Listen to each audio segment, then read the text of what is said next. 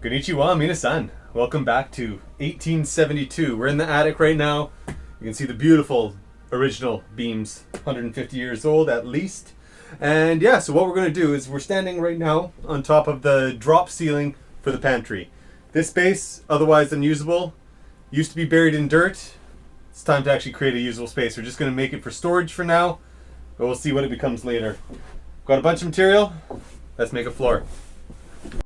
So looking at the substructure underneath in the original part, so what we do is we have a lot of cross beams every meter here, here, here, and here, and as well as a lot of vertical ones. What we're going to do is we're going to attach all of our 2x6s into there, and also along this side here. All of the horizontal ones are, or I guess, yeah, all the ones in the floor are all parallel. They all match up perfectly. So that's going to be our base. And then, so what we're going to do is there's all these cross ones. I'll slowly move them back, make a plafond. And I've got a lot of hardware to hold all of those crosses in. Joiners to join any boards up that are not. Screws, nails, everything. So this is going to be a fun project, I think. Let's give it a go. I love this attic. Ever since I first saw it, I wanted to play around up here and create something fun which I could work on, build, and transform into something new. Over the past year and a half, I've spent a lot of time up here. My first project was removing about 45 centimeters of dirt and debris. This was a dirty job and I'll be glad to never go through that again. My second project has been a constant battle to add insulation and make this house toasty warm in winter. I put down rock wool and to date this has been awesome. Now I want to make it a living space. If you saw my previous videos, you will have heard me talk about these amazing black old beams. These keyaki and sugi trees are stained black from years of charcoal and indoor fire pit cooking, as well as kakishibu, or persimmon fruit treatment, which was done to prevent termites. They will need a lot of cleaning before this space could be considered livable. Second beam in. Third partially in. Just need to cut and mold and join the two pieces over there. There was a bit of an issue. The center beam here is slightly higher at this location, but it looks flush at the bottom, so I'm going to have to add a wedge and a wedge over here. It should be okay. I'm going to continue with the box first to see how that all bubbles up. Nice and level. Everything's square. I put in extra joiner, so it's joined to the wall, joined to each other, joined in every single place, every meter, resting on massive beams. All good. I should not have been so naive to assume that the beams would all be level. Each beam is big enough to be a tree, hand-carved and interlocked with wooden pin construction. And of course they're not standard square or milled as they would be today. That being said, it is clear that the Japanese carpentry's skills applied here were nearly spot on.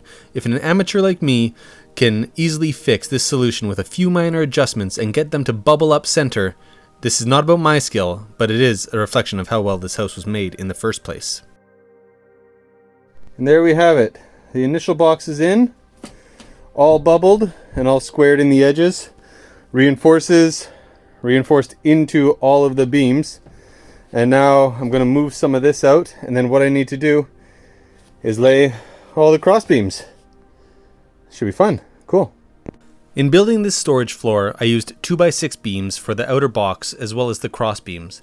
I would have liked to use something bigger, whether it be 2x8s or 2x10s, but this was not available at my local hardware store.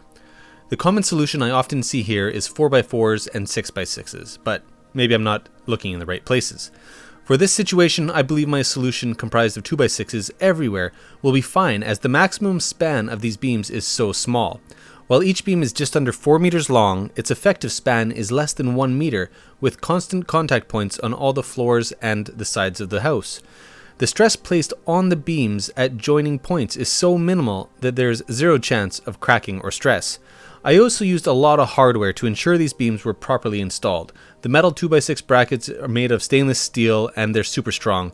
They're held in place by nails, which are stronger than if I was to use screws alone, as the tensile strength of steel in nail is much higher. Screws can snap, nails not so much. Well, one misstep. Fell through the ceiling. That's fantastic. No injuries, not really bleeding, so So close. Teaches you not to work tired. So here's where I fell through the roof. But that will be for another day. My phone actually fell over for the longest time when I was filming the installation of the crossbeams, as I wasn't going to undo the work already done, even if I was able to, given that they were nailed in. This is all I got. As you can see, the beams fit in tight, and all I had to do was a little back and forth, wiggling and hammering, and got it into place. There we go, and I think that's day one done. I've done the framing. I first measured to make sure that that's exactly 182 centimeters, which will be the same length as this triplex, so it fits center. So I'll just be able to pass them nice and easy that way. These ones are wider by 5 centimeters. I'm going to add some extra support throughout. Day 2 of working on the project here, and we're going to set the bar pretty low.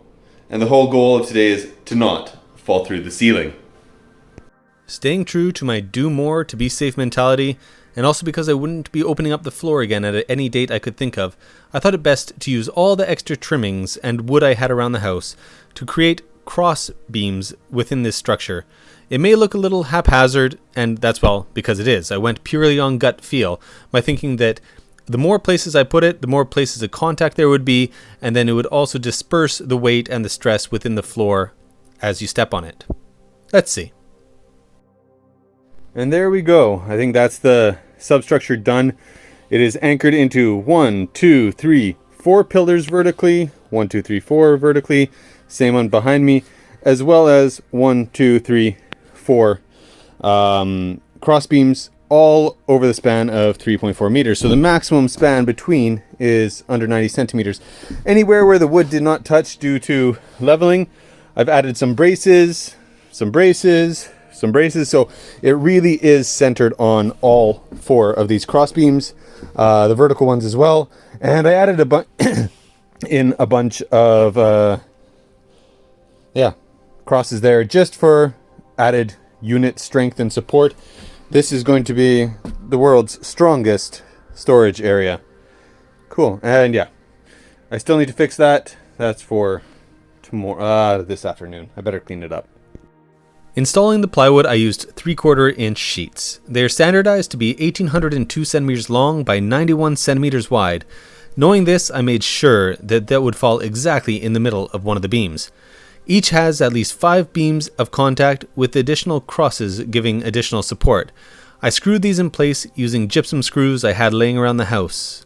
Any boards after the initial few needing to be installed were cut down to size with my trusty circular saw, and while I was most likely not using the best woodworking safety, it got the job done. A couple woodworking horses or a proper bench will most likely be made before I tackle the much larger project of doing this exact same thing over the kitchen ceiling, but that project will be for another year. No rush.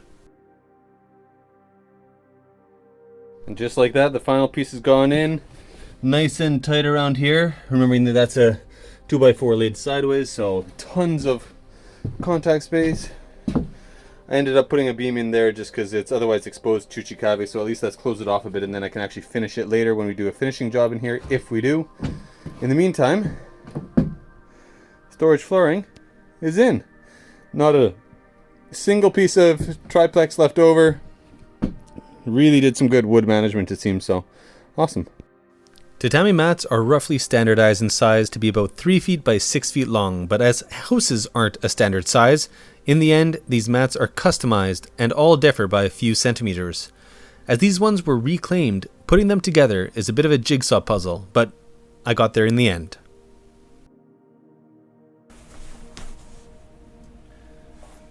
And with those final tatami mats being put in, which I was able to salvage from a friend's garage, they were otherwise going to go to the dump. This room is now more or less done. So far I've used it just to cut some gypsum for another project I've been working on, but otherwise I think it's just going to be storage. In time, I hope to reclaim this whole upstairs, put in a ping pong table, and create another space. But as it is, that's about it. Thanks again. Cheers.